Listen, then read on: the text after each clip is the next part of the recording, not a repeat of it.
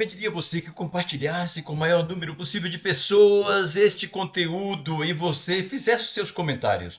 É o fim definitivo para eles, os golpistas. Finalmente, 1964 ficou para trás e agora esses traidores, esses golpistas, podem perder também a patente. O principal deles, que é o organizador, chamado Jair Messias Bolsonaro, que nunca teve simpatia com direitos humanos, nunca foi a favor da democracia e dizia que era um adepto ferrenho, um fervoroso defensor de Carlos Alberto Brilhante Ustra.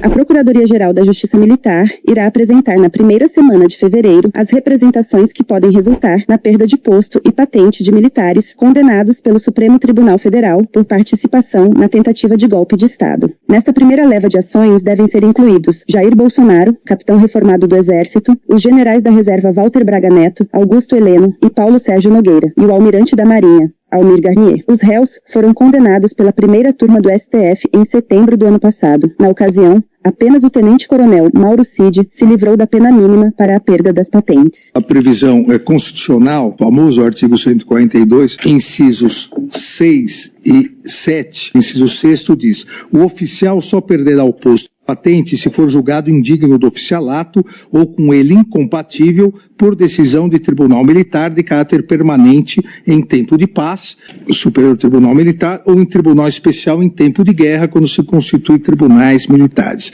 No inciso 7º, o oficial condenado na justiça comum ou militar a pena privativa de liberdade superior a 2 anos por sentença transitada em julgado será submetido ao julgamento previsto no inciso anterior. Assim que transitar em julgado, determino que se oficie o Superior Tribunal Militar, uma vez que a função do Superior Tribunal é militar, para que ele analise a aplicação do artigo 125, parágrafo 4º, incisos 6 e 7, em relação a Jair Messias Bolsonaro, que é militar da reserva, Augusto Heleno Ribeiro, Paulo Sérgio Nogueira de Oliveira e Almir Garnier Santos, determinando também que se oficie os comandantes do Exército e da Marinha, uma vez que um deles é almirante da reserva. Em relação ao réu Mauro Cid, eu deixo de aplicar essa determinação, uma vez que a pena aplicada foi, já a Constituição diz, superior a 2 anos. Então,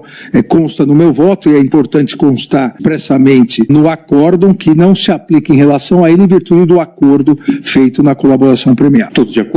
Presidente, renovando minhas saudações às Forças Armadas, excelentíssimo ministro da Defesa, os comandantes do Exército, Marinha e Aeronáutica, a minha deferência, meu respeito. Obviamente, nós estamos julgando os membros das Forças Armadas e não a instituição, é uma previsão constitucional, por isso acompanho. Agradeço o ministro Flávio Dino. Ministro Luiz Fux, como uma previsão constitucional, Vossa Excelência adere à fundamentação do relator de que não se aplica ao réu Mauro Cid nesse caso. Perfeito. O ofício é regra constitucional. Sim. Ministra Carmen Lúcia. Presidente, também eu estou acompanhando o ministro relator, como o ministro Flávio Dino, como já desde o início foi dito pelo ministro Alexandre de Moraes, esta aplicação de leis é a pessoas que atuaram. As instituições são importantes, instituições como as Forças Armadas mantêm em sua integridade, em sua eficiência, em sua necessidade e, portanto, o que cada um faz é a responsabilidade, inclusive penal, de cada um. Agradeço. Estou acompanhando o relator. Agradeço, ministra Carmen Lúcia. Também eu acompanho o eminente relator em relação a item. Só para encerrar, presidente, eu gostaria também aqui de renovar a minha admiração, apreço às Forças Armadas, e eu posso dizer que durante todo esse processo houve todo o apoio institucional dos comandantes das 3 armas, do comandante Tomás, do Exército Brasileiro, do comandante Olsen, da Marinha e do comandante Damasceno da nossa Força Aérea. E da mesma forma do ministro da Defesa, o ministro Múcio da Defesa. E todos sempre ressaltaram a mesma coisa. Nós não devemos confundir confundir as Forças Armadas com integrantes que eventualmente se desvirtuaram das Forças Armadas. As Forças Armadas são um patrimônio nacional também, o eminente ministro Flávio Dino se referiu, as Forças Armadas brasileiras merecem nosso total respeito, total admiração e souberam passar por esse momento como o país todo soube passar. E eu reitero aqui que esse julgamento mostra que não é o apaziguamento com golpe de Estado, com tentativa de abolir o Estado de Direito, que leva à pacificação. O que leva à pacificação é o devido processo legal, um julgamento público e transparente como esse, com acompanhamento da sociedade e de toda a imprensa nacional e estrangeira e aplicação da Constituição e das leis. Isso leva a que as feridas sejam curadas, que a democracia fique mais forte e que nunca mais se repita uma tentativa de golpe de Estado ou a tentativa de abolição ao Estado democrático de direito. Aproveitando o ensejo, me dirijo às Forças Armadas, porque não há um julgamento das Forças Armadas, há um desejo de que as Forças Armadas cumpram a função preventiva geral do direito penal, mas ninguém, quem conhece que o Brasil tem 9.000 quilômetros de litoral, do Oiapoque ao Chuí, que o Brasil tem 17.000 quilômetros de fronteira terrestre, pode achar que existirá a indeclinável soberania nacional sem Forças Armadas fortes. Então não há nenhuma mensagem aqui de enfraquecimento dessa instituição tão relevante para a democracia. E há, de fato, um desejo de que não haja mais, de fato, a necessidade da propositura de ações penais contra altíssimos escalões das Forças Armadas no nosso país. De um modo geral, claro, desejamos que os ditames da hierarquia da disciplina, que estão no famoso 142 da Constituição, sejam de fato cumpridos em relação ao poder máximo, que é o poder civil. A hierarquia e disciplina não é dirigida pela função militar, é dirigida pelo poder civil.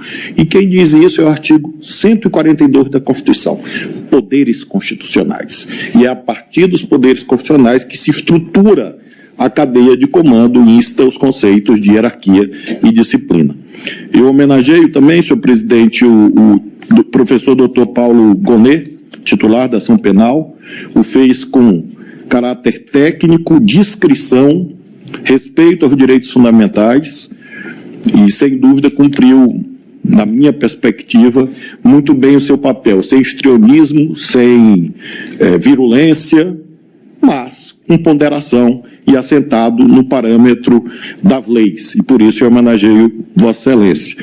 Assim como também homenageio os advogados, presidente, porque eu não sei bem o que cada um disse ali fora, ou vai dizer amanhã nas entrevistas. Eu posso até imaginar, mas onde conta que é ali naquela tribuna e nas audiências que nós concedemos, eu quero testemunhar a altíssima qualidade do trabalho dos advogados e um trabalho leal. Ninguém usou essa tribuna aqui para tentar cumprir um papel diverso daquilo que lhe cabe. E por isso eu homenageio todos os advogados e advogadas que participaram.